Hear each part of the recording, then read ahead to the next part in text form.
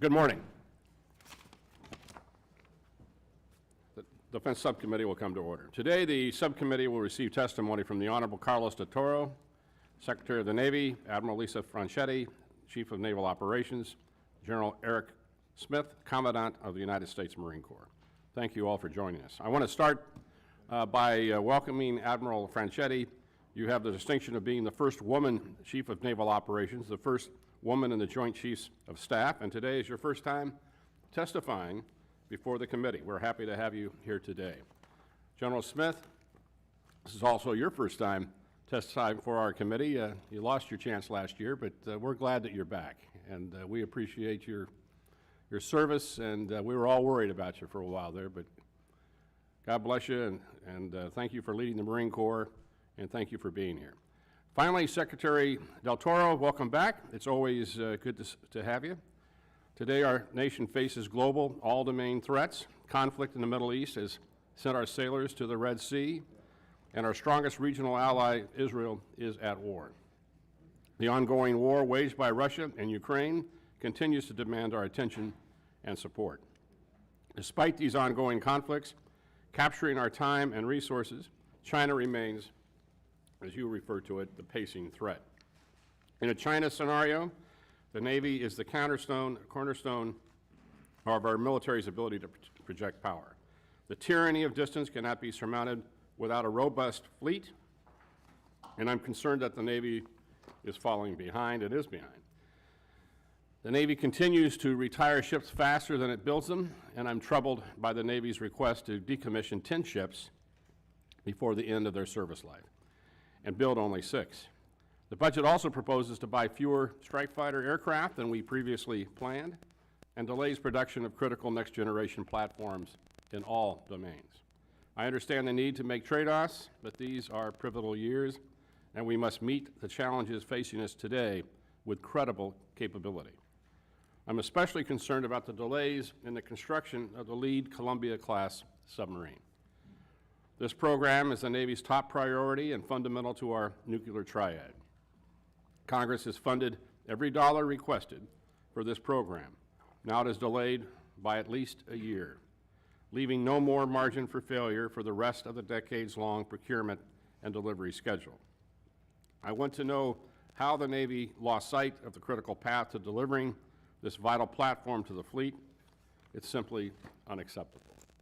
What's more, the budget proposes to buy only 1 Virginia-class submarine. Production remains at a 1.2 submarine cadence per year versus the necessary cadence of 2 per year, further undermining our ship count and sending a bad signal to our AUKUS allies.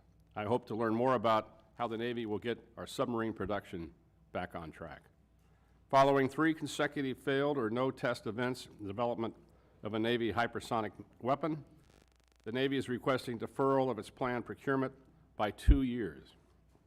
I'm concerned that after $4.3 billion invested in development, we have not had yet a successful test. I want to hear the Navy's plan to get a hypersonic weapon fielded to the fleet in the near term. I also want to note that my concern regarding the nearly $2 billion requested for completing ship construction that was previously funded.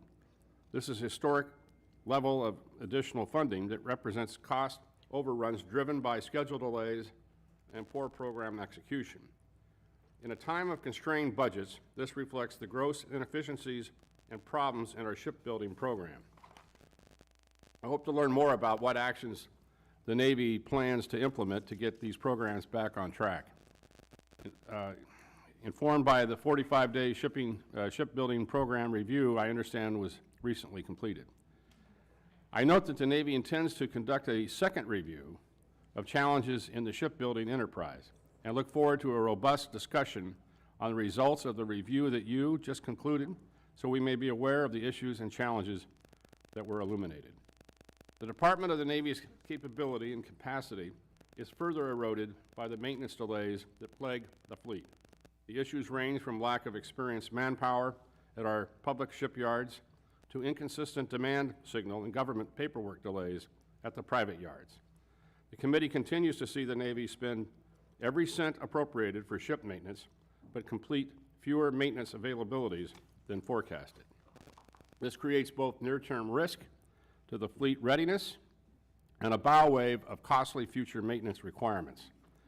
The repeated extensions of the Baton's recent Middle East deployment and subsequent gap in the Marine Force afloat in that region, all because the Baton's replacement was delayed in maintenance, is the latest example of the significant impacts to global operations. The conflict in Ukraine is teaching us how drones can have an asymmetric impact on the battlefield, as cheap platforms can inflict damage on multi-million-dollar platforms. I'm encouraged by programs like Replicator and Hellscape that are using these lessons to scale attritable kinetic solutions to deter and ultimately defeat a cross-strait invasion by the Chinese. Our progress in leveraging emerging technologies is defined by the successes we have when we partner with the private sector. If we're to succeed in a rapidly changing threat environment, the Navy must continue to experiment with incorporating commercial technology to address our evolving operation needs. Finally, I'd like to hear General Smith's thoughts on the continued evolution of force design and how this budget advances the strategy to shape the Marine Corps of the future. Before we hear from our witnesses, I'd like to recognize the distinguished ranking member, Ms. McCollum, for any opening comments. Thank you, Mr. Chair. Mr. Secretary, Admiral, General, thank you for being here today. Admiral and General, as was pointed out, we welcome you to your first appearance before the committee. The Department of Navy's budget request reflects the enormity of your mission to defend freedom and to preserve economic prosperity and to keep the seas open and to keep them free. The $258 billion, including military construction, is the largest request we've seen. And I'd like to point out what happens in MILCON affects your ability to maintain and to deliver ships and boats on time. It's fitting that the Navy and the Marine Corps work together to solve and address some of our most pressing challenges. You are at the forefront of all we do to compete with China and counter threats from Russia, Iran, and North Korea. As we know, the Navy is fighting daily in the Red Sea, defending our ships and our sailors while ensuring freedom of navigation. We thank all of our service members involved in the operations there for their service and wish them a successful mission and a safe return home when their tour is done. While the hearing today will cover a range of topics, I want to highlight a few that are important to me that often get buried under some of the other topics that the chair brought up that I also totally agree with his remarks on. First, I'd like to talk about the great power competition that's expanded into a region that you've heard me talk about a lot, the Arctic. I'd like an update on our training activities in that region and the Navy force planning with respect to the Arctic. Second, the recent legislation was enacted updating the compacts of the Free Association. I feel that having this compact work successfully is vital to our success in the Indo-Pacific region. I'd like to know the Navy's interactions with our allies in that region and how this budget request supports that, and if there's more that needs to be done.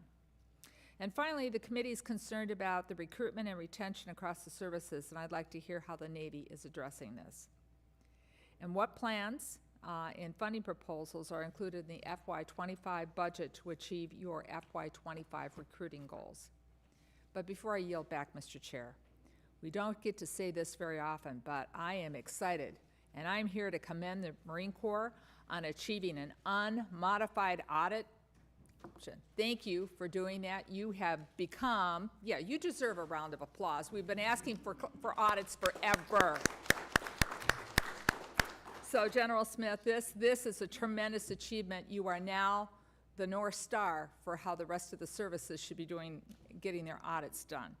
You've set an example, and we sincerely applaud your efforts.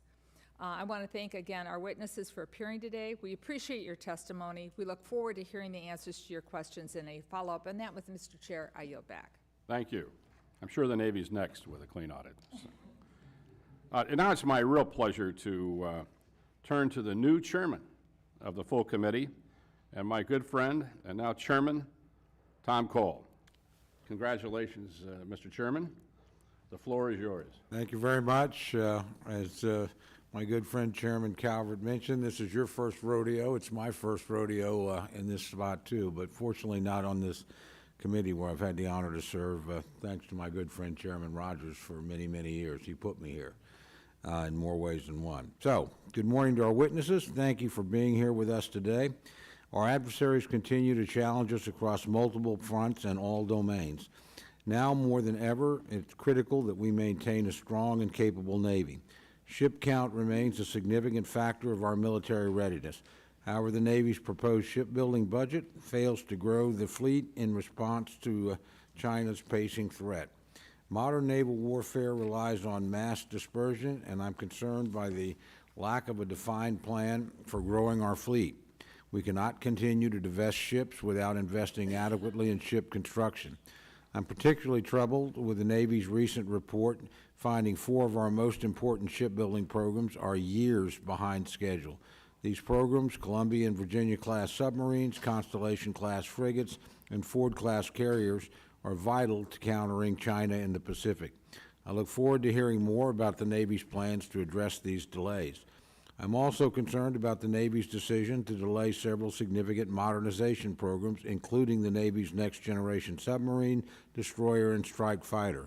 We must maintain technological superiority, particularly as China continues to advance its military capability. Finally, as the Marine Corps continues to modernize as part of force design, I'm eager to learn more about your efforts to project power as an expeditionary force in the Indo-Pacific. It's critical that we maintain our forward posture to bolster deterrence and strengthen defense relationships with our allies and partners. I look forward to hearing from you all about a range of issues that continue to face the Navy and Marine Corps today. These include fleet readiness, Navy recruitment, improving quality of life for our service members and their families, establishing stable and predictable plans and for shipbuilding programs, and strengthening our defense industrial base. Thank you very much, and with that, I yield back. And again, thank you, Mr. Chairman. Well, thank you, Mr. Chairman. It's great to say that. So great to have you on board. Okay, now, gentlemen, and Admiral, your written testimony will be placed in the record. I'd like to please have you all give a brief summary of your statements. Secretary Del Toro, the floor is yours. Chairman Calvert, Ranking Member McCollum, Chairman Cole, distinguished members of the committee, it is an honor to appear before you this morning to discuss the posture of the Department of the Navy. First and foremost, as you have done, I would like to thank General Smith and Admiral Franchetti for answering, again, the call of our nation time and time again. They, like all who devote their careers and in some cases sacrifice their lives in defense of their fellow Americans, represent everything that makes these United States a beacon of hope and freedom around the world. Together, our combined years of service to our country totals over a century marked by multiple deployments, time away from home, and sacrifices that have been made by our families. And as we gather here this morning, thousands of our sailors, Marines, civilians, and their families are either stationed or deployed all over the globe, making the same sacrifices and enduring the same trials that myself, General Smith, and Admiral Franchetti have faced throughout our careers. In the Indo-Pacific, our Navy and Marine Corps are sailing and operating alongside our international allies and partners in support of a free and open maritime commons, one where nations are secure in their access to the seas and where their rights within their exclusive economic zones are respected and upheld.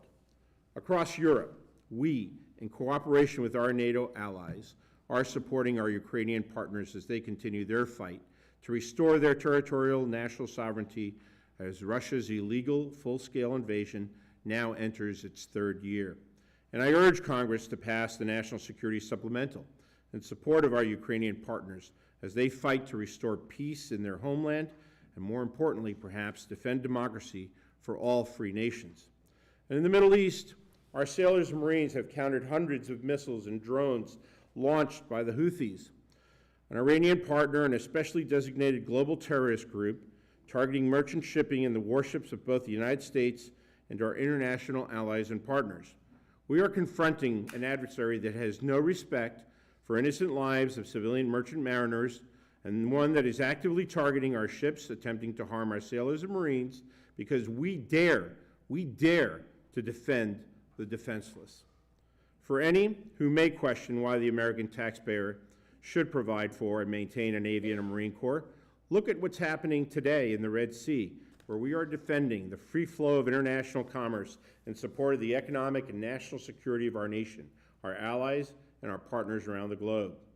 Members of the committee, we appear before you today to ask for your continued support, your partnership, and your commitment, ensuring that the nearly 1 million sailors, Marines, and civilians of the department that we lead are ready on all fronts.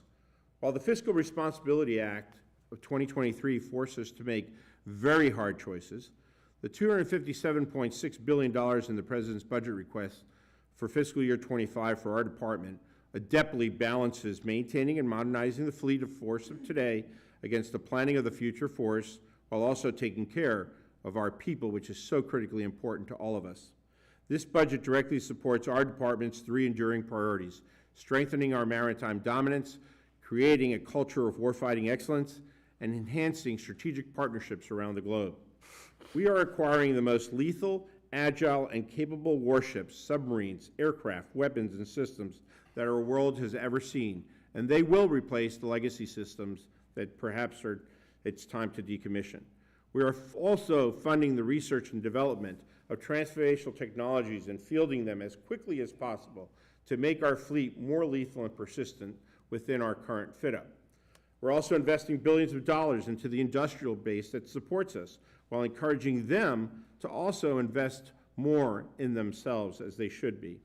And as responsible stewards of taxpayer funds, we will enforce accountability to ensure our sailors and Marines have the platforms and capabilities that they need on time and on budget as well. Above all else, we are taking care of our personnel and their families by focusing on improving housing, expanding child care capacity, and increasing access to mental health resources, amongst other critical areas. We are clear-eyed about the challenges that our nation faces today in the maritime domain, both commercial and naval. And as a maritime nation, we must confront the challenges of today and prepare for the potential conflicts of tomorrow by investing in a strong Navy and Marine Corps. Again, it is an honor to appear before you this morning, and we look forward to discussing with you how best to deliver the Navy and the Marine Corps that our nation requires. It is an honor and a privilege for me to serve as the 78th Secretary, and I am proud that our Navy and Marine Corps is the most powerful, capable, lethal, and flexible Navy and Marine Corps in the world, and we are committed to keeping it so. Thank you. Thank you, Mr. Secretary. Now I recognize the Chief of Naval Operations, Admiral Franchetti, for her remarks. Chairman Calvert, Ranking Member McCollum, Chairman Cole, distinguished members of the committee, good morning, and thank you for the opportunity to testify on the posture of the United States Navy.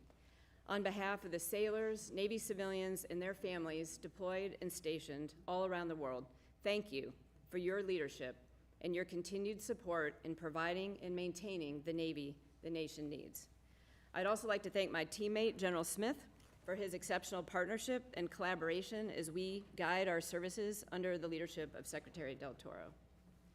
Flanked by 2 oceans, the United States is, and always has been, a maritime nation whose security and prosperity rely on access to the sea. And for over 248 years, the United States Navy has guaranteed that access, operating forward, defending our homeland, and keeping open the sea lines of communication that fuel our economy and underwrite our nation's security. The events of this past year and the actions taken by your Navy Marine Corps team in the Indo-Pacific, in the Mediterranean, in the Red Sea, and beyond underscore the enduring importance of American naval power. With an average of 110 ships and 70,000 sailors and Marines deployed on any given day, the Navy Marine Corps team is delivering power for peace, deterring potential adversaries, and standing ready to fight and win our nation's wars, if called, and deterrence fails. I could not be more proud of this Navy team. No other Navy in the world can train, deploy, and sustain such a lethal, combat-credible force that operates from the seabed to space at the scope, scale, and tempo that we do. This year's budget request supports the National Defense Strategy and my priorities of warfighting, warfighters, and the foundation that supports them. It enables the Navy to continue to meet our congressionally mandated mission, both in peace and war. It is strategy-driven, maintaining our focus on the People's Republic of China as the pacing challenge and the acute threat of Russia, and other persistent threats like the Democratic People's Republic of Korea, Iran, and violent extremist organizations. Given the discretionary spending caps prescribed by the Fiscal Responsibility Act and a top-line increase of 0.7%, the Navy had to make tough choices, favoring near-term readiness, investing in our industrial base, and prioritizing our people while assuming risk in future capabilities. Within this fiscally constrained environment, the budget request fully funds the nation's top acquisition priority and the most survivable leg of our strategic deterrence, the Columbia-class submarine. It provides funds for 6 Battle Force ships and incremental funding for 2 Ford-class aircraft carriers in FY25, and continues our support to Marine Corps force design by maintaining 31 amphibious ships, procuring 3 LPDs, 1 LHA, and 8 medium landing ships. In total, the budget request procures 57 ships across the fit-up. This budget request prioritizes warfighting by funding our operations, training, and readiness accounts. It continues our strong commitment to our warfighters and our families through pay raises for our sailors and Navy civilians and investments in quality of service initiatives such as unaccompanied housing, education, childcare, and sailor resiliency. And it invests in our foundation with funding for our installations, for our shipyard infrastructure optimization program, and for the broader defense industrial base, sending a strong signal to our industry partners on the need to increase our capacity to meet the growing demands of the present and of the future. As Chief of Naval Operations, I am committed to pulling every lever available to me to put more ready players on the field. Those are platforms that are ready to go with the right capabilities, weapons, and sustainment, and people who are ready with the right skills, tools, training, and mindset to defend our nation's security and prosperity wherever and whenever it is threatened. I thank the committee for your leadership and partnership in ensuring the world's premier warfighting force remains ready to preserve the peace, respond in crisis, and win decisively in war if called. I look forward to your questions. Thank you, Admiral. I now recognize General Smith to comment on the Marine Corps for his remarks. Well, good morning, Chairman Calvert, Ranking Member McCollum, Chairman Cole, ladies and gentlemen. Thank you for the opportunity to represent your Marines today. I'd like to start by sincerely thanking this committee for its enduring support and your advocacy for a timely, predictable, and sufficient budget that enables the Marine Corps to remain first to fight. I would also like to express my deep gratitude for the partnership between Admiral Franchetti and me as we lead our respective services under the leadership of Secretary Del Toro. Whether deterring, responding to crisis, or in conflict, it will be the Navy and Marine Corps Expeditionary Forces who make first contact with partners seeking help or adversaries seeking a fight. Our partnership, collaboration, and integration is a decisive advantage. Last week, I published updated guidance to the force entitled Maintain Momentum. I chose this title as I firmly believe that the Corps is on the right path under force design. A few points from that document. First, I believe the Corps must continue to strike a balance between high-end modernization and our commitment to persistent, forward-deployed naval expeditionary forces that campaign and respond to crisis globally. This effort is represented by our Marine Expeditionary Units, the crown jewel of the Marine Corps. Second, we must prioritize our operations with the Navy and its amphibious ships, and we must provide Marines with the organic mobility to rapidly maneuver from shore to shore, ship to shore, and back again. Third, on recruiting, our performance speaks for itself. We'll continue to make mission without ever diminishing our standards. Additionally, our top-performing Marines are re-enlisting at record rates, and we must sustain this trend. Fourth, we must maximize the capabilities of our reserves to ensure that our nation has the ready bench of warriors that they have relied on since the founding of Marine Corps Forces Reserve in 1916. And fifth, I'm dedicated to ensuring a quality of life for our Marines that matches the high demands we place on them every day. That means nutritious food, high quality and accessible gyms, and a safe, quiet place to recover from a hard day's work. Our Barracks 2030 initiative is our most consequential barracks investment ever, and it is sorely needed. While aggressively pursuing these priorities, I commit to you that our Corps will always be frugal and accountable with the resources you and the American people provide. I'm proud of my Marines and civilian Marines who enabled the Marine Corps to receive an unmodified audit opinion earlier this year, the first of any service to do so. They told us what we have long known. When you entrust us with the taxpayers' money, it is money well spent and fully accounted for. All these things are critical to maintaining the strength and dominance of your Marine Corps. This year marks 249 years since the founding of our Corps. That is 249 years of battles won and peace upheld in the name of democracy and prosperity for our nation and for all nations who abide by the international rules-based order. But increasingly, world events demonstrate this order is being challenged. Free trade, unrestricted access to the seas, peaceful cooperation between nations big and small are under assault. Our nation's prosperity is underwritten by a strong Navy and Marine Corps who maintain a global presence and keep malign actors at bay. Thank you again for the opportunity to represent your Marines today. I pledge to continue to work closely with each of you to ensure that your Marine Corps remains the most lethal fighting force on the planet. I look forward to your questions. Thank you, Commandant. I want to make sure that each member has a chance to ask questions, so we'll limit this to 5 minutes, including myself. So when the timer turns yellow, you have 1 minute remaining. First, I'll recognize myself for 5 minutes. You've obviously heard, Mr. Secretary, that of our problem with the number of ships that we have right now and in the future of the shipbuilding program. The Navy is proposing to buy only 6 ships in fiscal year 2025 and decommission 10 ships before we end their planned service life. The fleet would decline to 287 ships in fiscal year 25 compared to 293 ships we have today. It's a far cry from the Navy's 30-year force structure plan of 355 ships. Meanwhile, China's Navy is projected to have 395 ships by the end of 2025 and 435 ships by 2030. Mr. Secretary, what is your assessment of the domestic shipbuilding industrial base, including its suppliers, its capacity to handle increases in shipbuilding? Does industry need a demand signal to ramp up its production capability?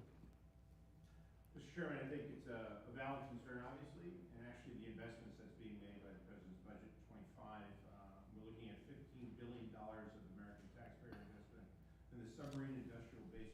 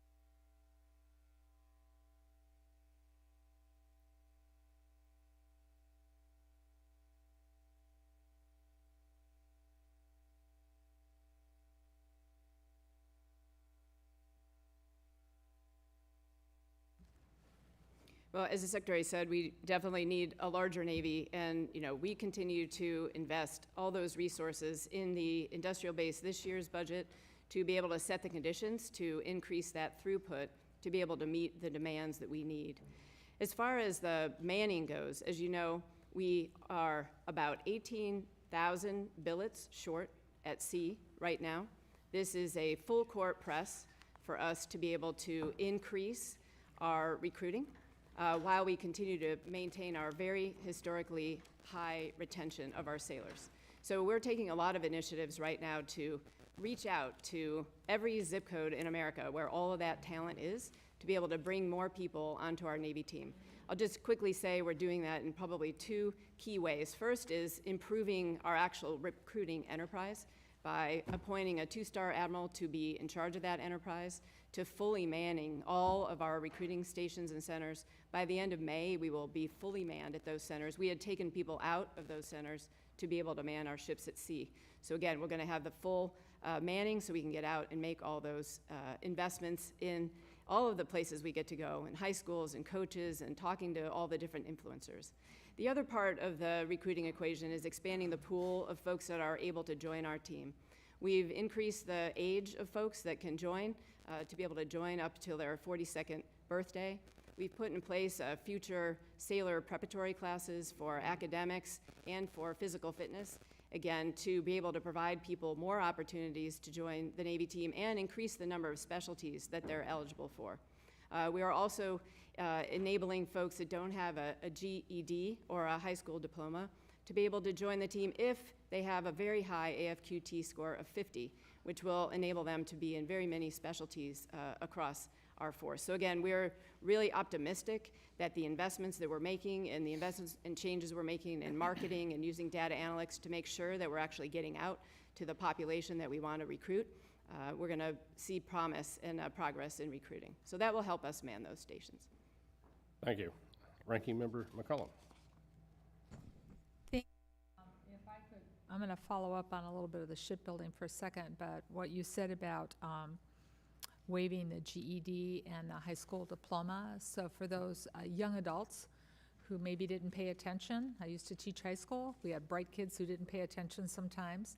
Are you going to work with them so at the end of their service contract that they will have either a GED or a high school diploma? Yeah, certainly. You know, we do provide a lot of educational benefits in the Navy, and we actually have a lot of senior enlisted that started out without a GED or a high school diploma and now have bachelor's and master's degrees. So we're committed, again, through this academic prep course as well as continuing Thank that you. support. I just wanted to, I assumed that, but I didn't want to just do that and not have that be accurate so that they can take advantage of advanced career opportunities after they leave the Navy.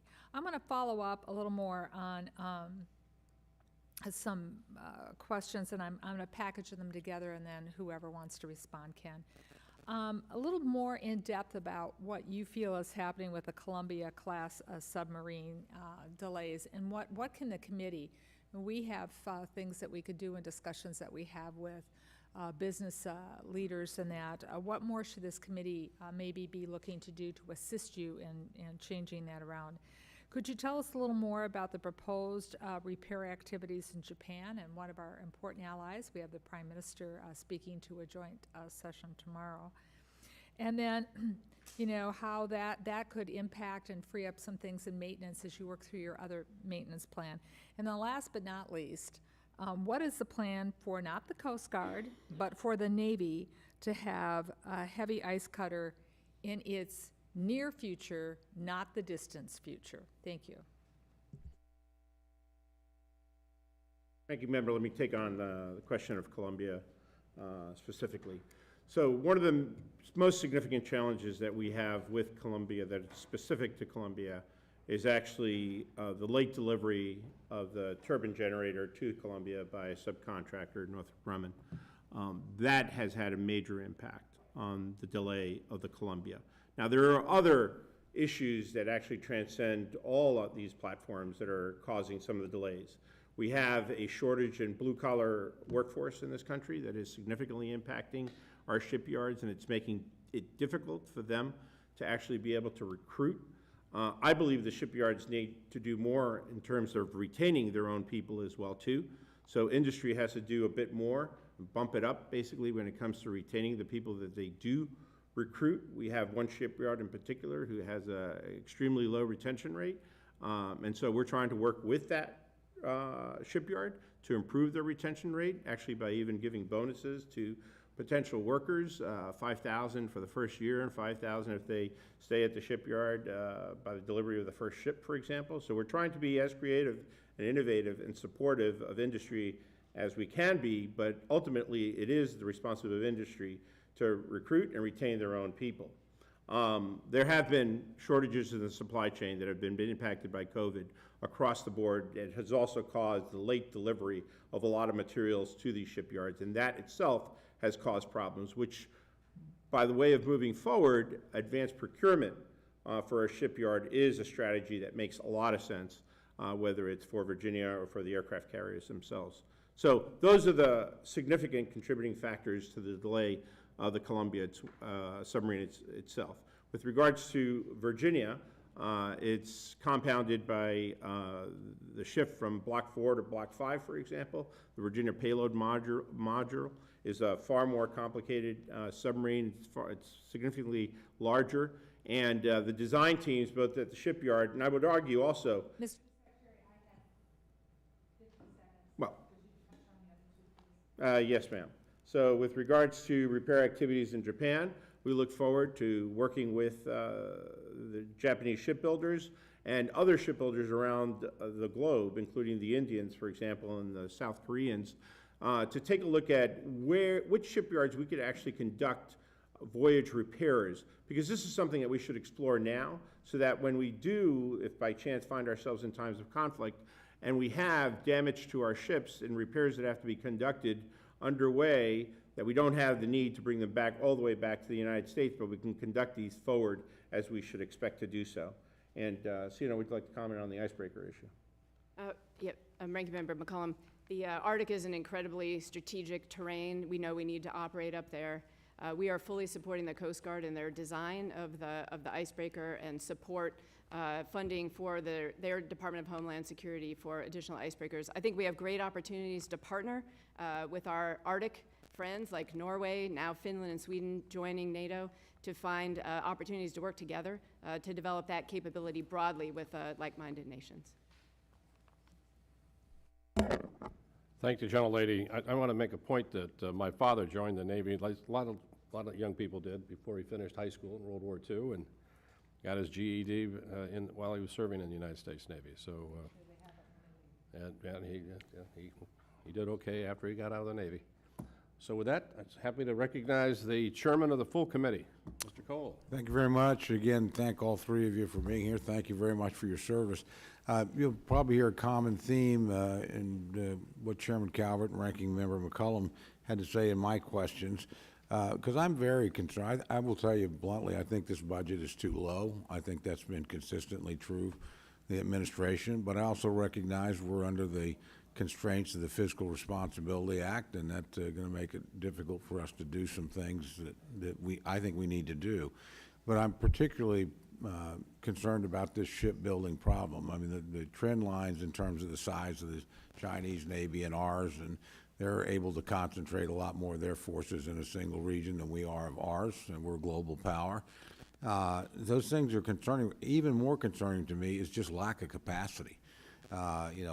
We can give you a lot of money, but we clearly don't have the capacity to produce as quickly as we would like to, as much as I think we need to.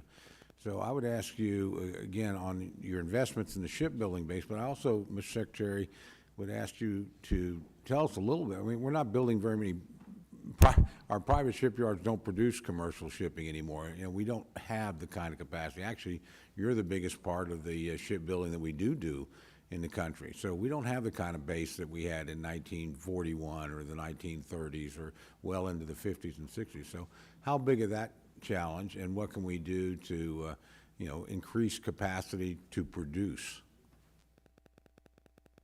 Thank you, Mr. Chairman. It's a great question, and something I've been focused on very aggressively over the past 2.5 years, launching this concept of a national maritime statecraft that just doesn't look at naval shipbuilding, but looks at commercial shipbuilding, which has been devastated in this country since about the 1980s, after the Cold War as well, too.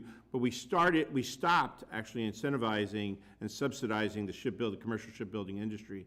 And it's because of that actually our shipyards went from 30 down to 8 shipyards today that basically work with the Navy to produce Navy ships. And that's a real challenge. It also results in our ships being far more expensive than they would be if we had a robust commercial industrial base in this country as well, too.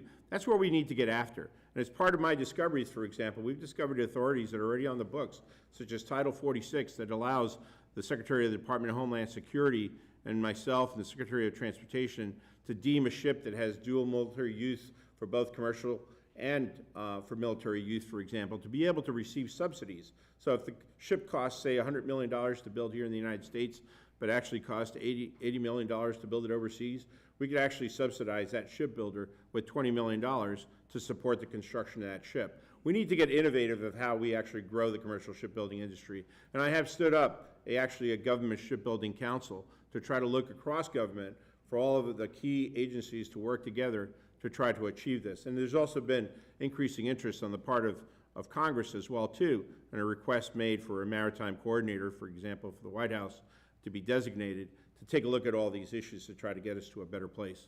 Are there things that Congress could be and should be doing to incentivize capacity building, frankly, in the non-military field? You kind of touched on that, but do you have any specific recommendations? Because that's one of the things, actually looking at the tax code and some other things we could do. Yes, Mr. Chairman. I think one perfect example of that is the LNG situation, and we can't build our own LNG ships. You know, if we could actually encourage domestic shipbuilders to invest in building LNG ships here, we could actually have the ships that transport LNG around the United States and the territories as well, too. And there might be, you know, international investors that are willing to, again, invest in shipyards here. You know, the South Koreans and the Japanese are some of the best LNG shipbuilders in the world. If they could actually invest in smaller shipyards here, then we could start building our LNG ships domestically, and that would be a big boom for the economy. Great.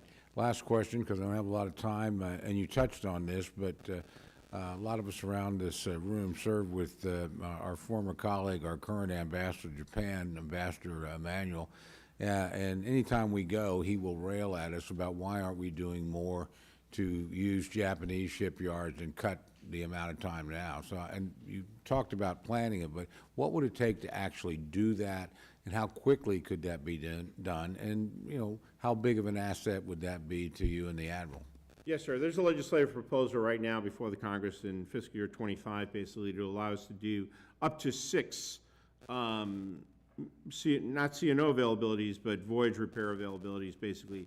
That would allow us, for approximately 15 days to 30 days, be able to bring a ship into an international shipyard and have them actually do the work. That, of course, would ease up the load on the domestic shipyards in one manner, but more importantly, it will actually allow us to be able to certify these shipyards to be able to work with us so that in a time of conflict, we would actually be able to rely on these shipyards to do that type of work.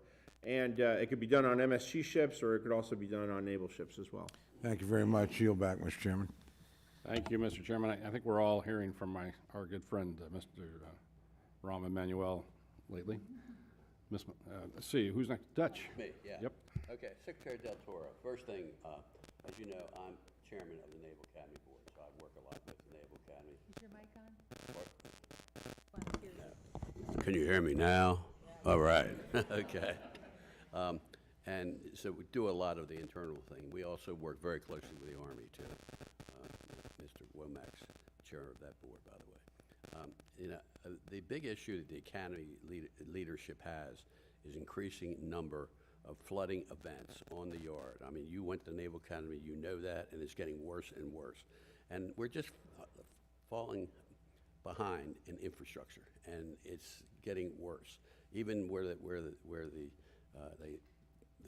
midshipmen and whatever live, it's not good. And yet the Naval Academy just last year, I'm not sure this year, was rated the #1 public 4-year institution in the country, and so we're doing okay there.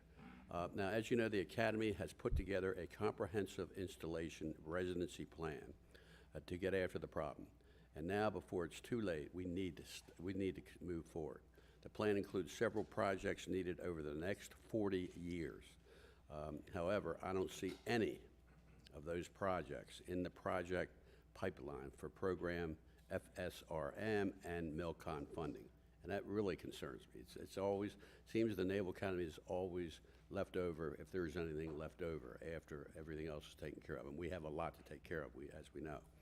Now, are there any shovel-ready resilience projects at the Academy that have been identified as a priority for FSRM and MILCON funding? Congressman, let me first thank you for your leadership on this issue and for Congressman Womack's leadership at West Point as well, too, because these academic institutions are the very best in our military, and we need to be sending our best and our brightest to these institutions, and they deserve to have the material readiness of those installations to be the very best that they can be.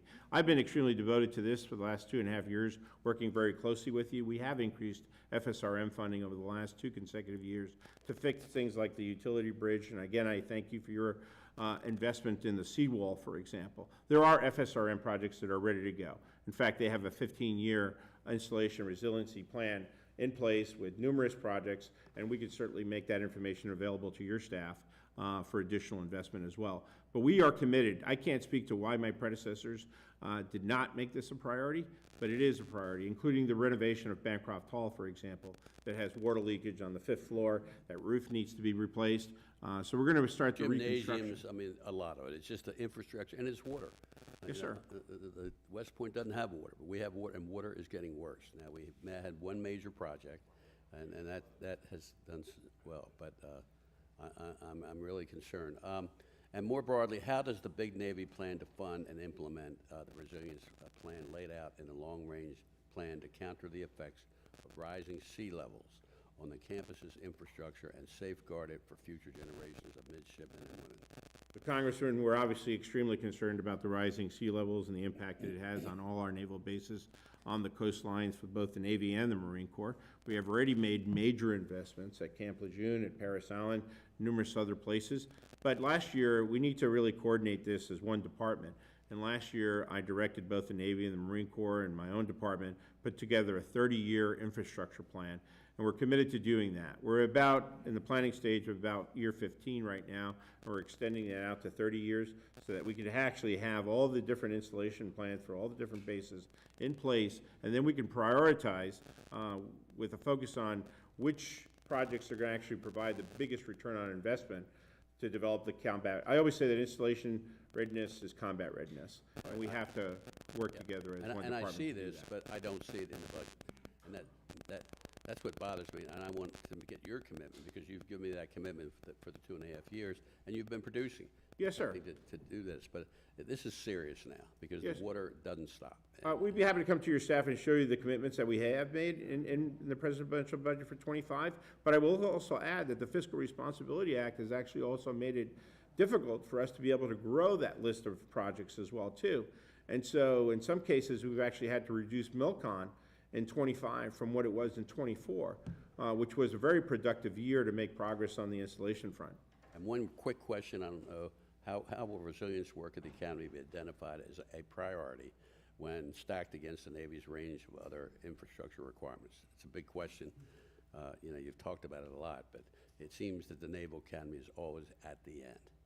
And Well, for the past 2.5 years, sir, you've had a Secretary of the Navy who graduated from the Naval Academy, has made more investments in infrastructure at the Naval Academy than any past secretary probably in decades.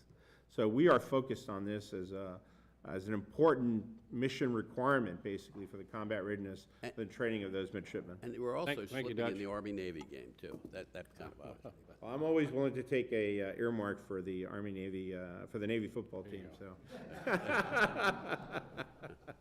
With that, Mr. Rogers, you recognize. Thank you, Mr. Chairman. We share your concerns about the advancement of China's military and the risk it poses to our assets in the Indo-Pacific theater. Mr. Secretary, could you quickly highlight one area especially in which you've changed your '25 budget request to reflect the pacing challenges associated with China in the Indo-Pacific? Yes, sir. Of course, as you know, there are many challenges in the Pacific, but let me just highlight one, and I thank the support of the Congress on this issue as well, too.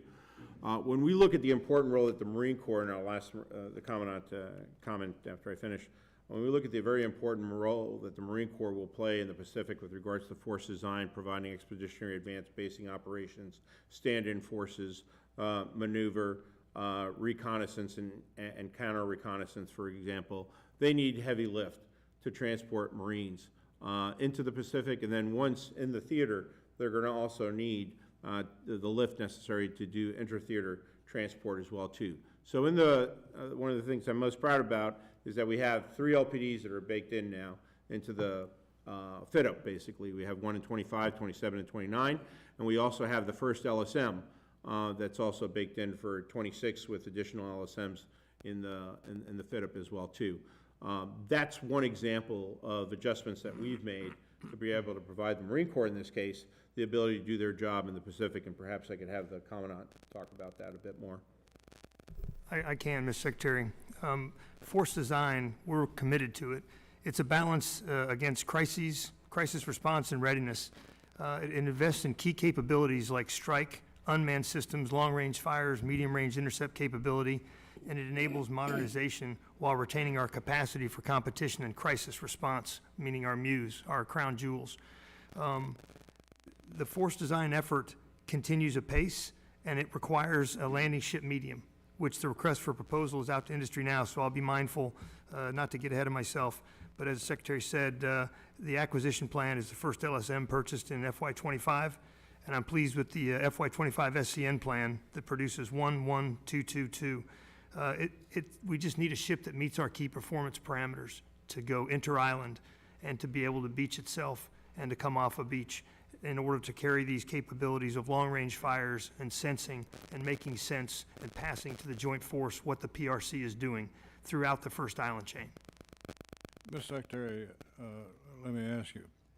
Last year, we provided funding for 79 Mark 48 torpedoes. And you've requested 79 more. Is that enough? Is that too much? How important is that stock of? Yes, sir. The Navy could always use more. There's no question about that. I think that the 79, though, that we have requested is in line with what industry can properly produce at this time. And so without creating opportunity costs in the future, I think it is the right number for now. But I think that continued investments in the submarine industrial base to be able to help increase the production of Mark 48s, in addition to many other missile systems as well, too, that we need in greater numbers, is the right approach in 25. I thank you. Thanks for your service to your country. Thank you, sir. Yield back. Thank you. Thank you, Mr. Chairman. Mr. Kilmer. Thanks, Chairman, and thanks for being with us. Secretary Del Toro and Admiral Franchetti, as you know, our public shipyards are incredibly important for readiness, including Puget in my neck of the woods, and thank you for visiting. We've discussed the importance of the Shipyard Infrastructure Optimization Program, which is a multi-year, multi-billion-dollar effort to modernize our shipyards. In my neck of the woods, we have been dealing both with SIOP and with some seismic challenges, which thankfully, due to some fast action, hundreds of millions of dollars from Navy's O&M accounts were deployed to repair 3 of the highest priority dry docks. So I have a few questions on this front. First, how do we ensure that SIOP remains on track while also addressing these seismic mitigation efforts? And is the $2.8 billion requested for fiscal year 25 sufficient? Congressman, I do believe it is sufficient for this year. We have made progress on the multiple projects that we have across all the 4 public shipyards. I'm particularly pleased with the collaboration that existed between the local community and the Navy in being able to execute the seismic repairs that we had to conduct last year. It was done most professionally, most expeditiously in order to preserve the operation of that particular dry dock.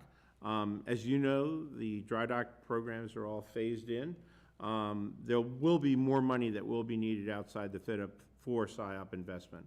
There's no question in my mind about that.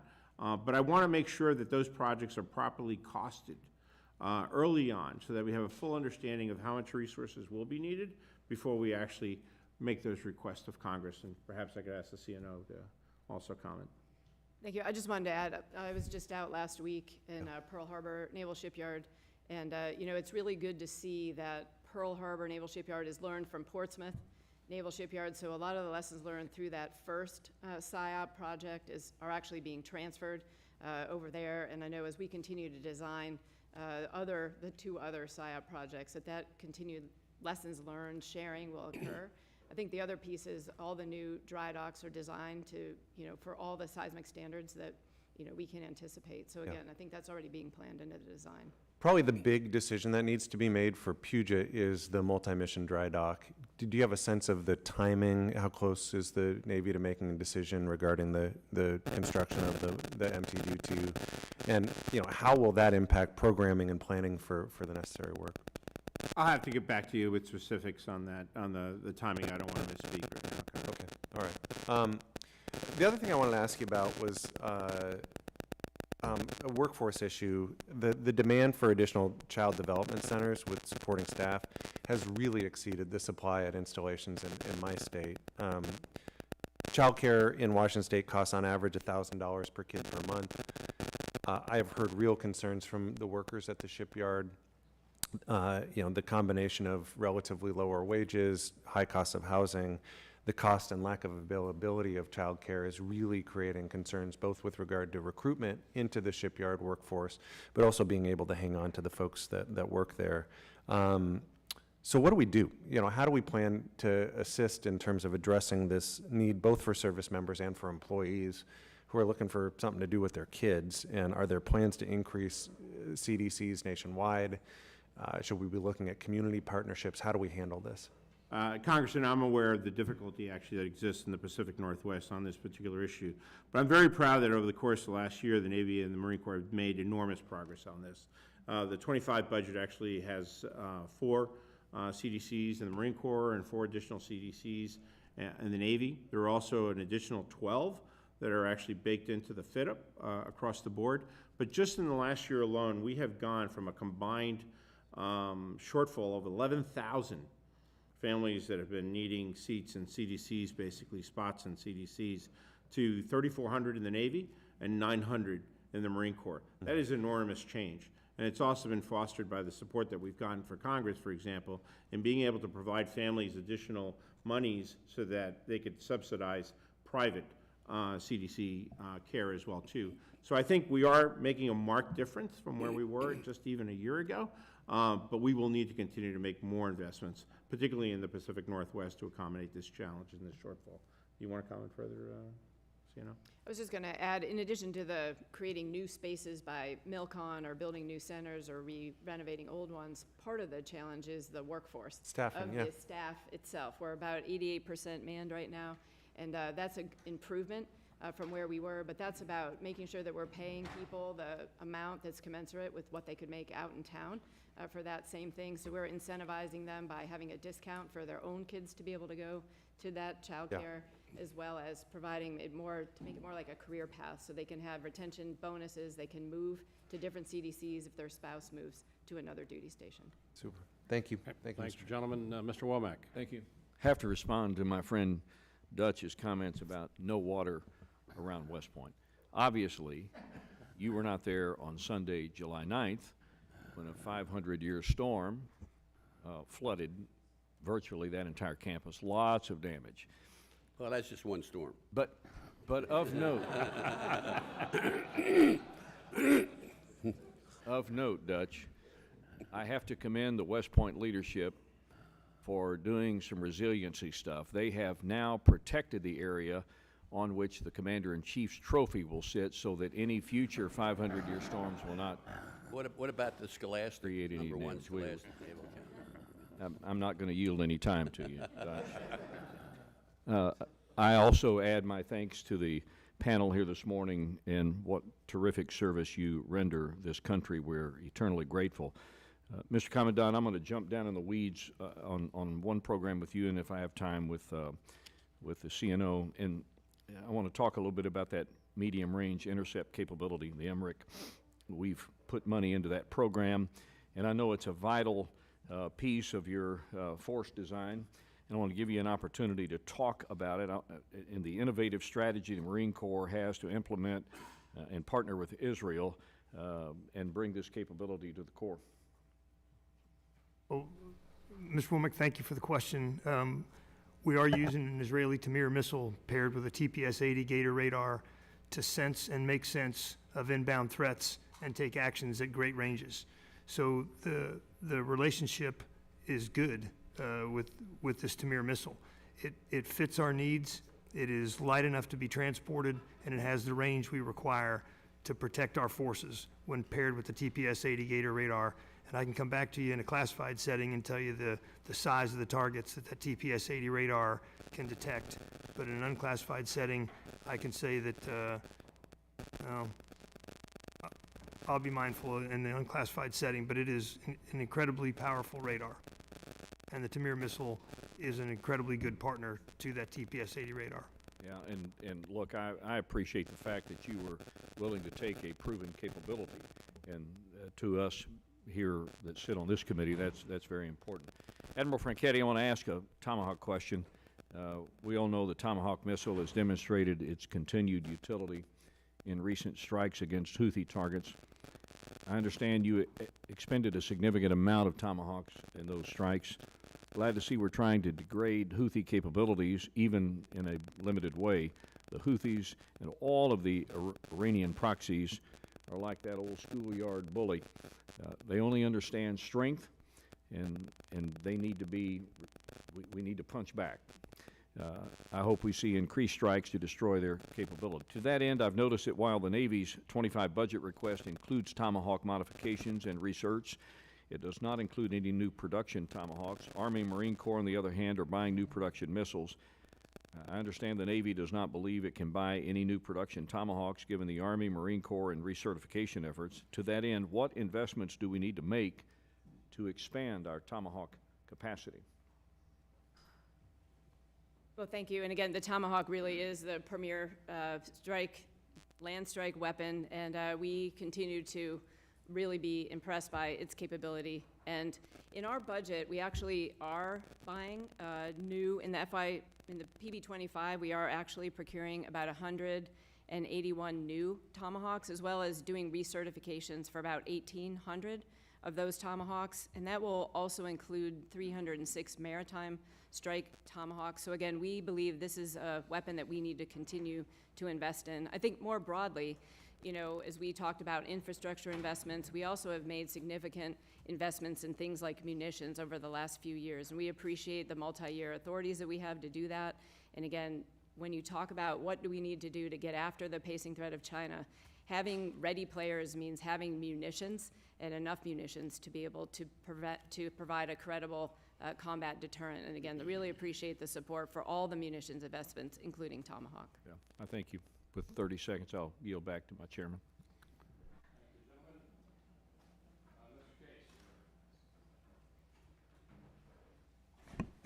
Thank you very much. Good to see you all. Admiral, good to see you again. Hope you had a good trip to Hawaii.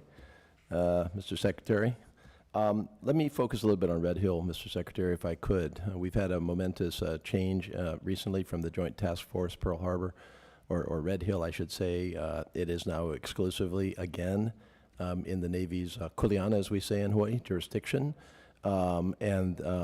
That is a development that we all have to be very careful about because, of course, it was on the Navy's watch that it happened to start with. I think we would all agree the Joint Task Force Red Hill was very successful. At least that's my view, and I think it's most people's views. We're now back to the Navy itself. Good, solid start, but a lot of things to watch for. And one of the things that has been concerning to me is that we had actually gotten Red Hill into a very focused line item in our budgets.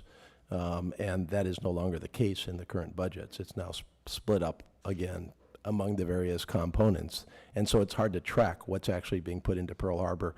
And I suspect it's very hard to supervise as well. And that's why we went there to start with during the original decision to focus everything into one line item.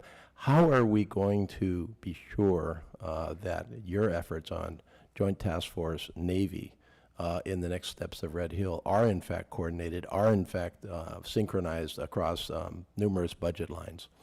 Well, Congressman, first of all, let me thank you for your leadership in ensuring that the Department of Defense and the Department of the Navy has the necessary funds through the supplemental that was enacted. for us to be able to accomplish the very important mission at Red Hill. But let me also reassure you, Congressman, the Navy has never been absent from Red Hill. We have been there from the very beginning as part of the Joint Task Force, making up most of the Joint Task Force and most of the leadership of the Joint Task Force, whether it be Admiral Aquilino, Admiral Paparo, now Admiral Kaler, Vice Admiral Wade, Rear Admiral Barlett. They've all been engaged, and as have I as well too from the very beginning. And you have my strong commitment to continue to be as engaged today as I was in the very beginning to ensure that we safely take care of the service members in Hawaii and the people of Hawaii, which is our #1 responsibility, to act with caution and safety always first and foremost in their mind. We have made major changes to the C2 structure at Red Hill and all our fuel depots and installations across the Navy, in fact, as a result of some of the lessons that we learned at Red Hill. The funding is sound to be able to fulfill the remaining mission there. We have 35,000 gallons of sludge that still needs to be removed from the bottom of the tanks. We need to clean the tanks, decommission the tanks, we need to disable the 10 miles of pipeline actually between the tanks and Pearl Harbor itself, and then we need to remediate the ground and around Red Hill in order to make it completely safe for the people of Hawaii and our service members.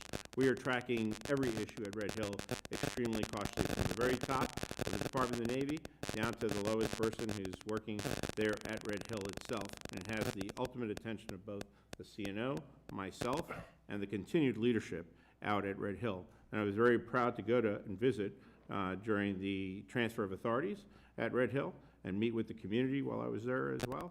And so the challenge continues, and we will be there on the ground doing everything that we can responsibly to remediate what needs to be done at Red Hill. I didn't mean to leave the Navy out of my reference to Joint Task Force Red Hill. I do commend the Navy for your actions in Joint Task Force Red Hill, and do realize that you had a leadership role. You personally have always been very transparent, very dedicated to this, so I didn't want to leave that point unresponded to. Yes, sir. I get that. What about my basic question, though, is how are you actually going to coordinate the budget authorities that you need? How are you going to be able to track who needs what and prioritize it across a number of line items again, as opposed to one single line item where we can track it and you can track it? No, sir, we are tracking it very closely. And of course, the supplemental had one line item associated with it. But all the underlying activities that continued at Red Hill still had multiple line items. And both myself, through the Assistant Secretary of the Navy, Meredith Berger, for EI&E, are tracking those line items, ensuring that they're fully funded. There's not going to be any withdrawal from full funding to do everything that we need to do there, as well as the CNO, who's also tracking it on the uniform side as well, too, and the leadership there on the ground, and Admiral Barnett as well. Okay. Thank you very much. I yield back. Judge Carter, you're recognized. Thank you, Mr. Chairman. Welcome, and thank you very much. We're all concerned about the shipbuilding with the submarines and other things, but you're also starting to build frigates, is that correct? And you did away with all your frigates, and now you're bringing back frigates. I chaired MILCON, I chaired Homeland for a while, and we built what everybody told me in the National Defense Cutter, basically a frigate. Just outfitted for, basically was outfitted for the Coast Guard, not for the Navy. Is there anything, do you agree that largest ship that they built is basically a frigate? And if so, are you looking to people that have that kind of experience that maybe they could speed up and be geared up to build frigates in the future? Is there anything that am I just speaking out of stupidity, or is that a reality that ship that they built for the National Defense Cutter was basically a frigate? Congressman, if you're referring to the Constellation-class frigate that we've committed to, absolutely so. It is absolutely the right decision to build that ship. My very first ship in the Navy was a Garcia-class frigate, and I will tell you that this frigate is 10 times more capable than my old Garcia-class frigate was. And so we're committed to the frigate. I think the Congress and the Navy made the right decision when we actually decided to also add additional SM6 capability to the frigate as well, too, which will make it even that more capable as a multi-mission platform. It is what the Navy should have committed to actually 20 years ago. We're late to the game, but moving forward, it is absolutely the right investment. Sienna, would you like to further comment? Just, the frigate really has, for a long time, been the workhorse of our fleet. We are really excited about getting that capability in there. Have been able to work with allied frigates all around the world, especially the FREM-class frigate, and again, incorporating a lot of those technologies that they will be building into our frigate up in Marinette. It's very exciting to get that ship under construction. Thank you. General, I got a question for you. In the Pacific, we're basically going to be outfitting the islands with supplies and rebuilding runways so that if the Marines have to come quickly to a location, they can land a plane at a specific location. And I've been out there once looking at this stuff, and I'll be out there again in about a month and a half or 2 months. Have you ever considered using 3D printing for building runways? They can build a house in like 2 days. Have you ever looked at 3D printing for the building of runways and low dwellings on these islands where basically you don't need it till you need it? And then is the Marines going to need to be moving both by sea and by air to respond to issues that are out there? Congressman, thanks for that question. We have considered the expanse of the Pacific, and we've surveyed all of the runways and potential runways that we can use, which is why I won't say we've begun to print runways, but we've begun to do additive manufacturing and digital printing of parts of aircraft, and we have we call it Moby matting, which is a replaceable non-permanent runway that we can lay down. The additive manufacturing is more for parts for engines, but the reason that we have our Harriers is precisely that they can land in a basketball court. But we have surveyed the vast amount of runways, and we know where they are, and we have our mobile construction battalions along with our Seabees where we can repair them quickly to allow our aircraft to land. So you just basically work with what you got? We do, sir. All right. Well, I'd like for you to at least look at 3D printing for various things you're doing, because it's the future. Yes, sir. It really is the future as far as quick building with this very strong building materials. And the building materials that are available on those islands fit perfectly with what they do, and they have portable units. I'm not pushing any company. I just watched multiple companies build houses and dwellings in 2 days. That's pretty fast. Yes, sir. You have my commitment that we are experimenting with and looking into all of those things, because we need runways that can take a hit, be repaired quickly, and land our aircraft, to include our F-18 Hornets. Thank you. Yield back. Thank you, Judge. Marcy, you're just in time. You're recognized for 5 minutes. I gotta remember which subcommittee I'm in. I'm sorry, I've been running around this morning. I think the leadership, now that Chairman Cole will be in charge, could plan the schedule in a way that we can give proper courtesy to those that come before us. That's just an observation. All right. Thank you, Mr. Chairman, very much. The first question I have is of the Secretary. I kindly gave some of your staff that are accompanying you maps of the Great Lakes. And I need your help with some information in looking at your recruitment numbers, both for the Navy and the Corps, Marine Corps. I noticed they're down significantly, and I'm sure others have asked this question. But I'm interested in drawing to your attention that in some places in the country, such as the Great Lakes, where you receive many, many, many enlistments, the investments of the Navy are not very stellar. Maybe over in the Chicago area for the Great Lakes investment of the Navy, you know, fine. But over where I come from, when we joined Canada in the Great Lakes system, we've really been shortchanged by the Navy. I'm just being very honest. And we had a big armory years ago. It still sits in the bay. But I'm just asking you to kindly look at the places in the country where you have high recruitment levels, and they could be better. But maybe the Navy could do something as well. And I've been working for 10 years with the Department of Defense and failed to be able to bring home a program like Starbase. And the excuse we're constantly given is, well, you know, we can't bring it there because you don't have a base. We only work when you can be on base. Well, what if the Navy hasn't given us any kind of base? How do we succeed? So if we are trying to provide a pipeline, help us. You don't have to answer that question. I'm just giving you a problem. And I'm really tired of it because I think that our people distinguish themselves with military service. And in fact, I'm going to a big Marine Corps breakfast in about 2 weeks. And so those who have served the Corps couldn't find better Americans anywhere.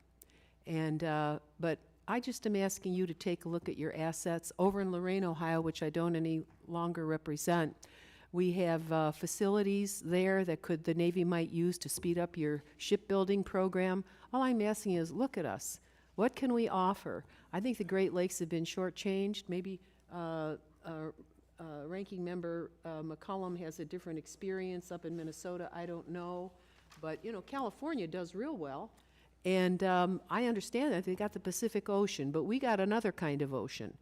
And it's going to become more important with what's happening with climate change. So I just ask you to take a look at that. And the other question you might be able to answer on the record, I represent Northwest Ohio, where one of the 2 commercial nuclear power plants at the center of Ohio's largest public corruption scandal is located. And this plant, called Davis-Besse, has had a long and troubled history of safety violations under the ownership of First Energy and its subsidiaries. It's tragic, really. Back in 1986, when a series of pumps and valves failed and caused a temporary loss of coolant water to the reactor core, retired U.S. Navy Admiral Joe Williams, former commander of the U.S. Atlantic Submarine Fleet and the NATO submarine fleet, was brought in at my request to reform the plant and its safety culture. He's the only person I've known in 41 years that did the right job there. The rest of them are corrupt. They're going to jail. Horrible things are happening in Ohio now in the federal courts with the people that perpetrated these crimes. But witnessing his leadership in the aftermath of this egregious event has made me a lifelong admirer of the nuclear Navy.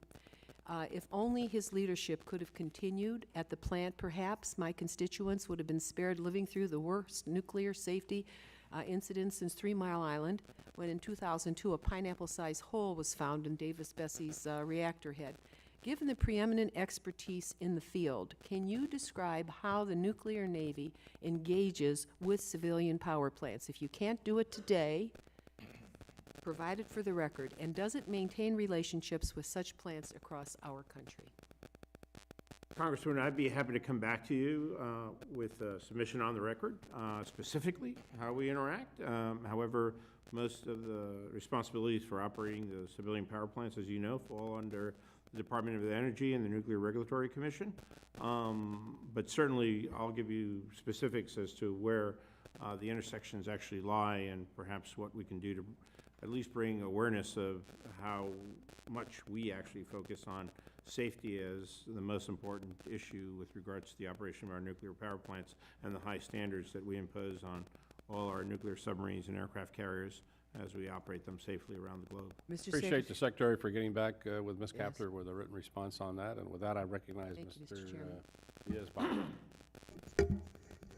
Thank you very much, Mr. Chairman, and Secretary, and Admiral, and General. Thank you, sincerely, thank you for your service to this amazing country of ours. You know, the 2 weeks that we were not here, one of the things I did is I visited a number of private shipyards. And it seems to me that the Navy is not fully utilizing our own private shipyards. And since, as we all know, since 1993, the number of public shipyards has actually shrank from 8 to 4, with frankly limited, functional dry docks, and obviously we have the issues of delayed maintenance schedules for our fleet. Fortunately, that's augmented by 22 private shipyards. But even there, 3 shipyards have left the industry, and only one new shipyard, I think, has been built since, I guess, since the 60s, right? Since 1960. And so it would seem to me that since we're falling behind in maintenance, what is it now? We're looking at 20 years behind maintenance, right?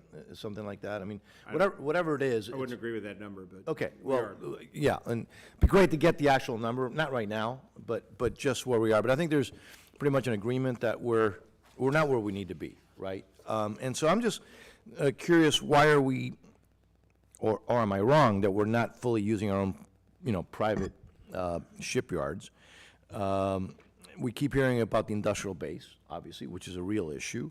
But I think there's some inconsistency in how we're using them. I actually witnessed some open areas there that they're kind of waiting for a ship to come in. And so there seems to be some inconsistency potentially in scheduling. So just if you could help me kind of understand how can we do a better job utilizing those shipyards? Yes, Congressman.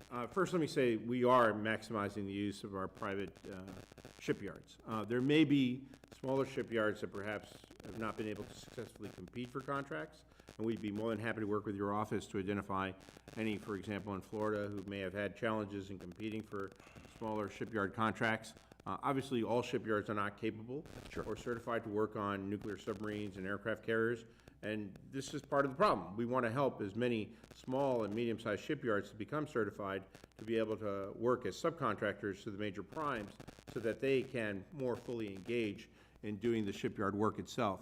But just in the President's budget for 25, we have $14 billion that have been invested in maintenance across these shipyards. And we have 58 availabilities for private shipyards, both for submarine work and surface craft work, large and small. So we are making maximum advantage of the capacity of our shipyards. But again, as the Secretary of the Navy, my job is to keep ships at sea, not to have them in shipyards all the time either. And so I want to be able to minimize the amount of time that they actually are in shipyards by making those shipyards as efficient as humanly possible. And that's part of the submarine investment in the industrial base of $14 billion over the next 5 years and $750 million on the surface ship side. So we are perfectly willing to work with your office, Congressman. If there are shipyards in Florida or other shipyards that you may be aware of, including Bartlett in Ohio, Congresswoman, I'm more than happy to work with Bartlett to have them be more effective in actually integrating into the supply chain for all the shipyards. To get them to a better place. And I have been actively going around the country visiting shipyards in Mare Island and in Philadelphia and all across the country. So I'm willing to continue those efforts to integrate even more into our supply chain. Great. If I have a minute left, let me just follow up with what the Dean of the House asked about torpedoes, and you answered. And I believe, Mr. Secretary, you talked about that's what we can do now with the current capability out there, right? Is there anything that we can do to increase that capability to increase our capability to build torpedoes? It would seem to me, obviously, that if we're dealing with an issue in the Indo-Pacific, we're going to need some large numbers, right?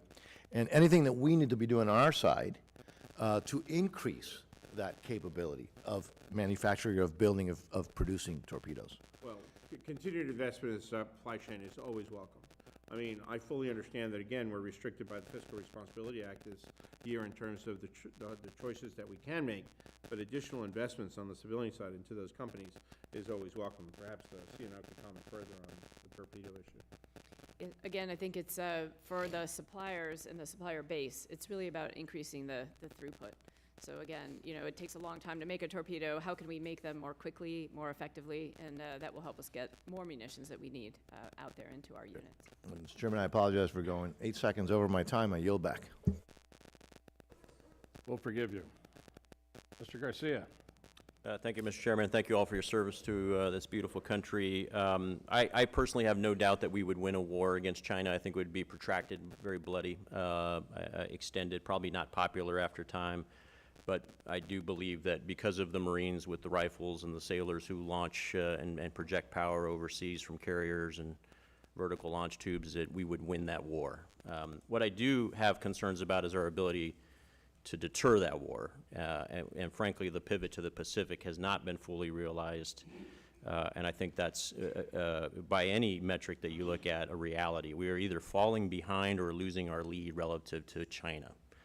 The most important weapon system, in my opinion, and frankly did not get enough attention today, is that young Marine, that young sailor, the young Army soldier, the junior enlisted E1 through E6. In California, they just raised the minimum wage to $20 an hour last week, okay? And so that means that a McDonald's worker right now, a starting salary, is making almost double what an E1 makes when they join the Navy. Now, that doesn't account for housing, BAH, BAS, and all these things, but those incentives are also lagging, right? BAH in San Diego is not keeping up with the pace of home value. So I would encourage you you've got in the President's budget request a 4.5% increase in base pay. I would encourage you to look at my RAISE Act, which takes the starting salary of an E1 from $22,000 and brings it up to $31,000, which at least gets it to that $15 equivalent per hour, okay?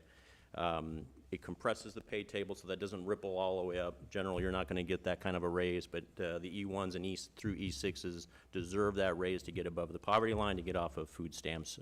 The request is that you support that, and we are going to try to work that through Congress. The other request I have is that you continue to remind the young Marines and sailors that the military spouse licensing relief law is now the law of the land. Spouses who have a professional license should be able to get reciprocity across state lines. As I visit units, they don't know that. So we need to do a better job making sure that our troops know that the spouses should be able to just cross-deck their licenses across state lines if they're a real estate agent, nurse, doctor, teacher, whatever it is. A lot of talk today about shipbuilding. I am more concerned about ship readiness in the fleet. And Secretary, you mentioned, getting as many ships to sea as we can. That's the metric you look at. As my classmates start becoming 1- and 2-star admirals, they start becoming skippers of amphibs and aircraft carriers. I'm hearing stories that are frankly just blowing my mind. And we visited 7th Fleet, last year, and the 7th Fleet commander was talking about cannibalizing cruisers to make destroyers whole or vice versa. And the metrics are bad. So we're going to submit a series of questions for the record that I'd like to get a better understanding of what our true readiness issues are, specifically in the Indo-PACOM region, specifically around Japan and 7th Fleet. In the aviation community, we use the FMC versus, partial mission, full mission capability versus partial mission. I think the metrics are not just bad, but I also think that the metrics are not truly honest.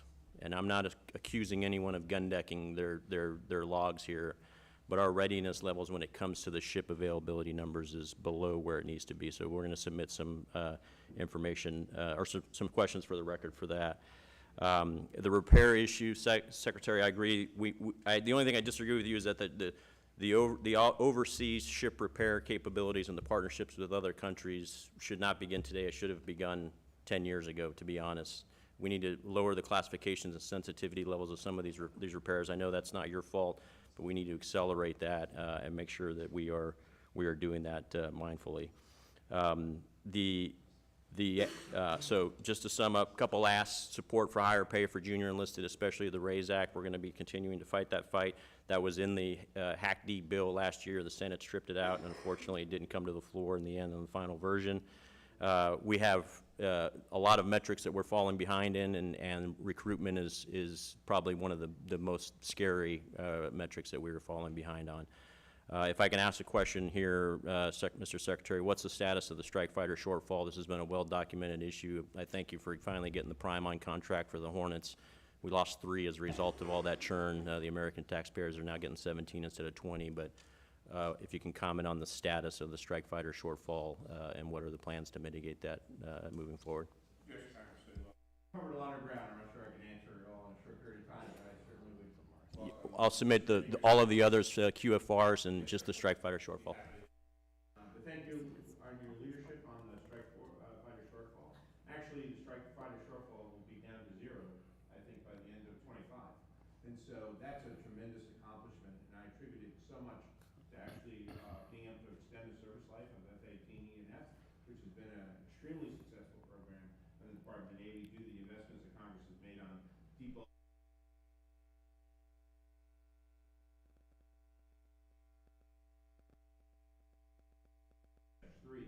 On the F-35 side with Lockheed Martin, and I'm hopeful that, of course, by the end of this year, they will overcome those challenges so that we can actually get those F-35s back into the fleet. But we will actually have a 0 fighter shortfall by the end of fiscal year '25, and it is a testimony to the aviation community, the Department of the Navy, and Marine Corps, actually, doing the things that they've done over these last several years. So, you know, for the comment. Well, we can get back to some of the written responses to the gentleman. That would be great.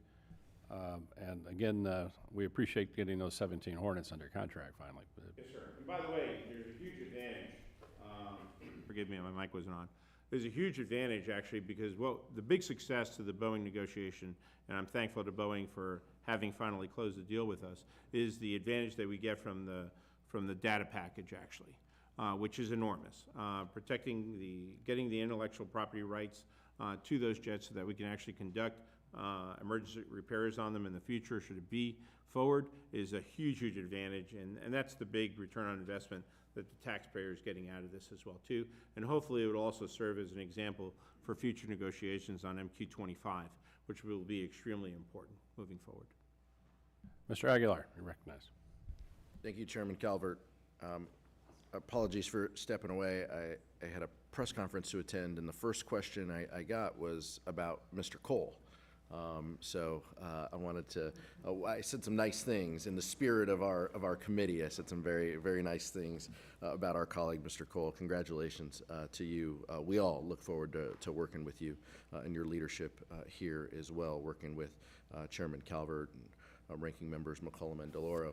Mr. Secretary, I wanted to start where you started, which is the National Security Supplemental.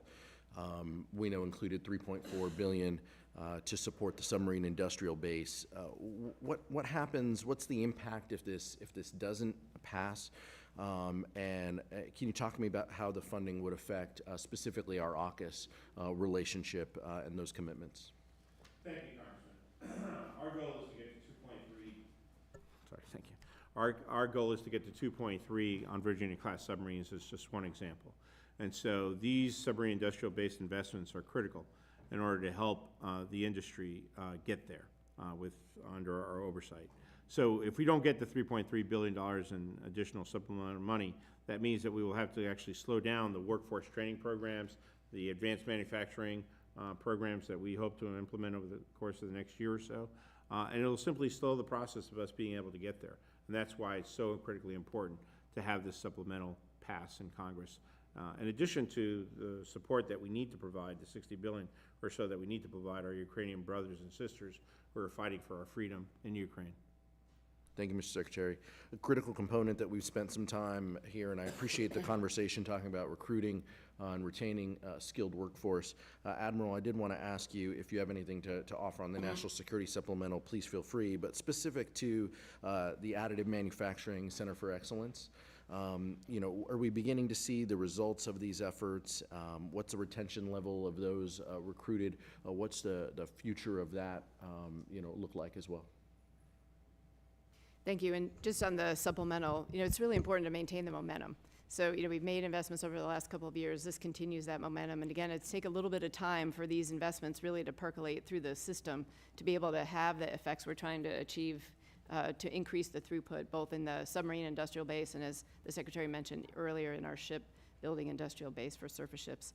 On the Danville Center, you know, this is one of the many initiatives that we have working with industry to create a pipeline you know, for the workforce to be able to come from wherever they are, enter one of these training programs that's, you know, it's a state, industry, Navy partnership to be able to come out with a certification and a direct path into a job. So we're really excited about both of these pathways as well as the the promise of additive manufacturing and the different opportunities that it's going to give us going forward. So again, these investments really help, I think, uplift the entire workforce that will be able to help us in any one of our shipyards going forward. Can you talk about other partnerships that we should know about, specifically as it involves our universities and existing institutions and that you guys are working through and that you think could yield some benefit? I think we have a lot of good relationships with different academia through different laboratories that we use. I would even say some that you might not think about, which is partnering on getting out into the high schools and into middle schools with STEM. Because again, if we really want to grow our workforce, our engineering designers that we need in the future, there are different programs. RoboSub is a great example of one of those. We're really getting kids interested early on in technology and really introducing themselves to the Navy, to academia, and in really engineering and design. So I think beyond just the ones that we're doing with industry and with state to produce the workforce we need at the more senior level, I think these are some good opportunities. There's also a lot of partnering going on with community colleges. And again, this is another place, not just for recruiting, but for training the workforce we need in the future. Thank you. Thank you, Admiral. Thank you, Mr. Chairman. Thank you, gentlemen. Mr. Elzey. Thank you, Mr. Chairman. I'm very honored and grateful to be on this subcommittee, and as a former Navy pilot with my friend Mike Garcia, I'm grateful that we're starting these budget hearings with the best service. Joke. I appreciate the three of you being here, but I'd also like to point out someone who I've known since 1988, who I knew was destined for greatness, and when she was my upperclassman at the academy, I don't remember too many of them, but I remember her, and I'm really proud of her, and I'm proud to see her here, and that's Major General Shea. She is a great person and a great leader, and I'm really, really glad to see you again. It's your fault. You can, from the top rope. Bases, boats, barracks, and airplanes. This service, unlike most of them, has to leverage all of those four things with the current requirements plus future requirements in a way that no other service has to. They really don't. And at some point, with limited abilities to pay for that stuff, something gets leveraged every once in a while, which is why we're seeing what's going on with our bases and our barracks as compared to our Air Force brethren that are just falling apart because we have to build new ships. We have to go fight at war. Every time we're on deployment, we're on a wartime footing in the sea service. And you're forced to think about EW capabilities that we may or may not have, but we need. Contested logistics that we're dealing with from time to time and is going to be looming in the Indo-PACOM. Tanking, which suddenly rears its ugly head with new scenarios. Magazine capacity issues. Construction of missiles, which aren't airplanes, but everything that we shoot off of our aircraft or drop off of. Now with the Chinese capacity to outbuild us 10 to 1, those are issues that we always have concern. And admittedly on our side, CRs, not passing the budgets that you've asked for, the FRA, and mandatory spending, which has eaten up more and more of our capacity over time. But you mentioned something, SecNav, about the competition for your blue-collar workers. So what we have with the shipbuilding and the industry versus what you're doing is the two in uniform are competing for the very same people that we need for that industrial complex.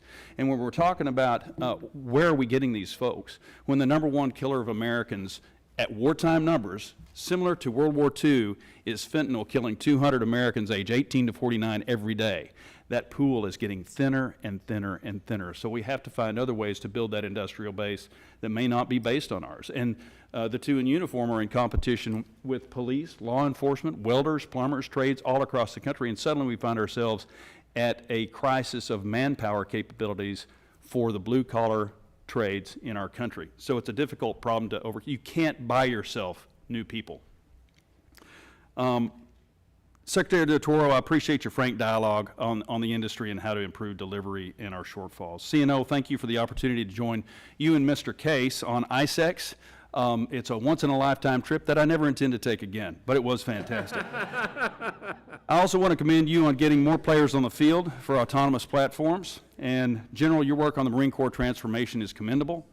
And even if you don't believe the warnings coming out of Indo-PACOM, one only needs to look at Europe and the Middle East to see that we need to be approaching our defense needs through an immediate wartime lens, because we are at war in the Red Sea with the Houthis. The Philippines is at war with China. We are at war with the cartels, and that must mean we must properly fund our force structure and deliver ships and aircraft on time and on budget. We also need to accelerate the fielding of new technology. On that front, it's good to see the Navy advancing the work of Disruptive Capabilities Office, and that is a game changer. Admiral, in the short time I've got left, because I tended to talk too much, are you pleased with the resupply in the Red Sea, and are there some needs that have manifested themselves in a way that we didn't foresee? Very quickly, please. Thank you, and I'm really proud of our team operating in the Red Sea. It's really years of investment that we have the equipment that is operating as it's designed. We have the people that are trained and ready to use it. I think on the capabilities that we think about for logistics and contested logistics in that theater and other theaters, I'm really pleased with our logistics force is being able to deliver. We had been developing some expeditionary reload capabilities as well, and we've been able to put those in practice. And again, a lot of lessons that we can take to use in other theaters going forward.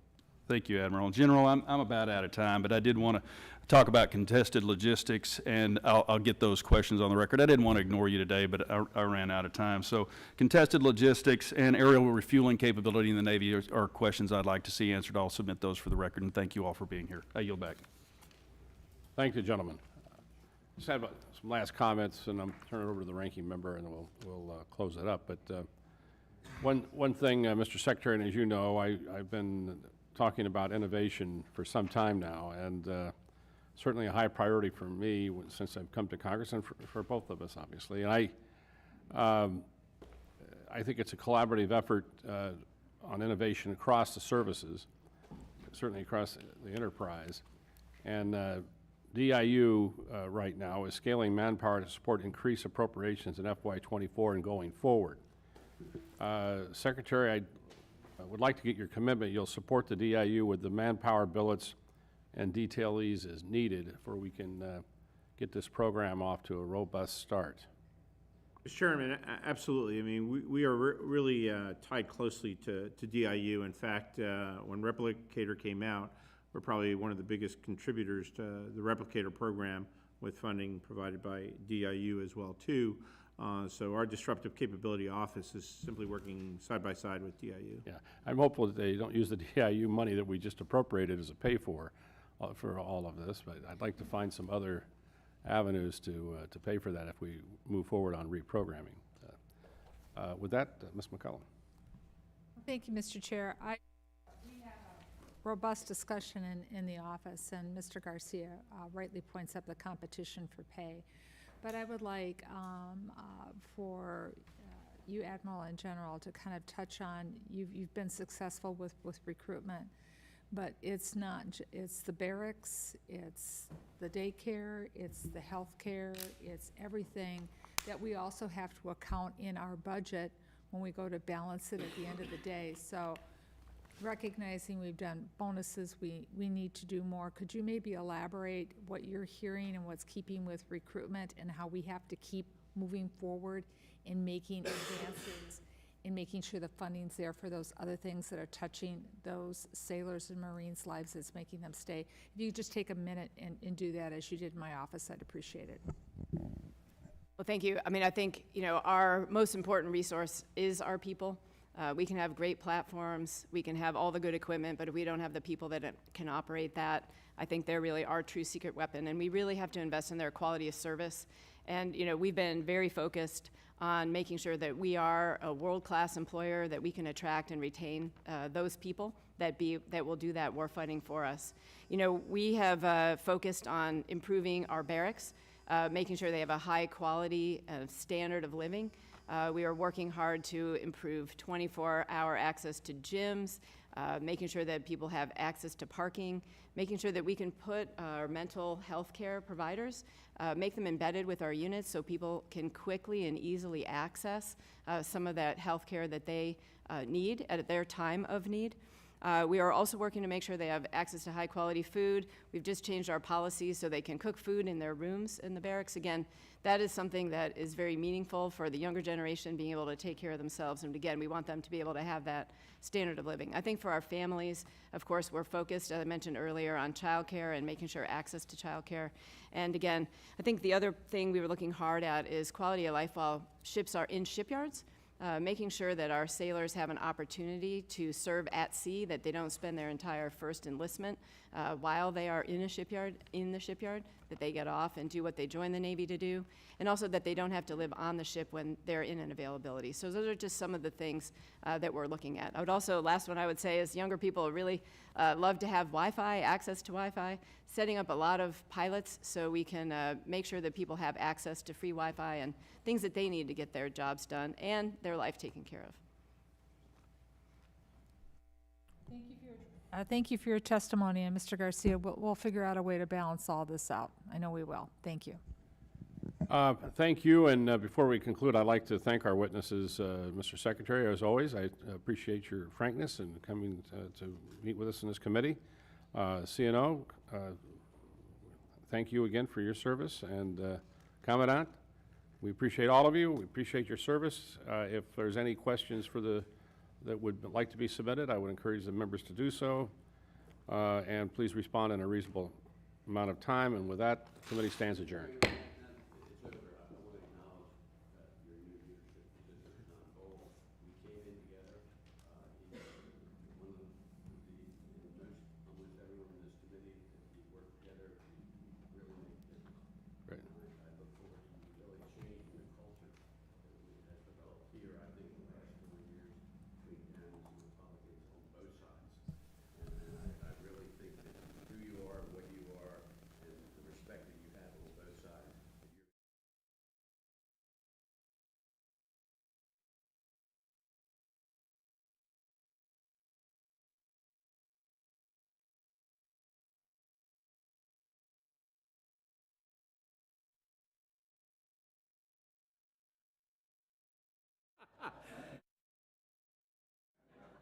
I think it's Naval Academy year.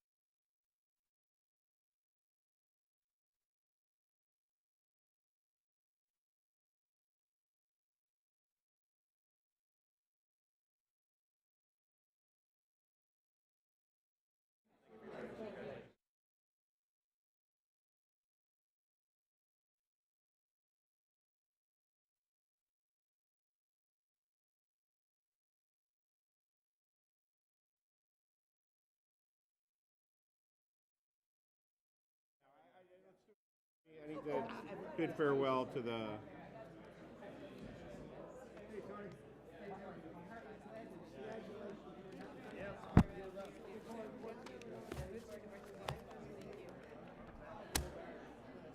Thank you again, sir. Great to see you, sir.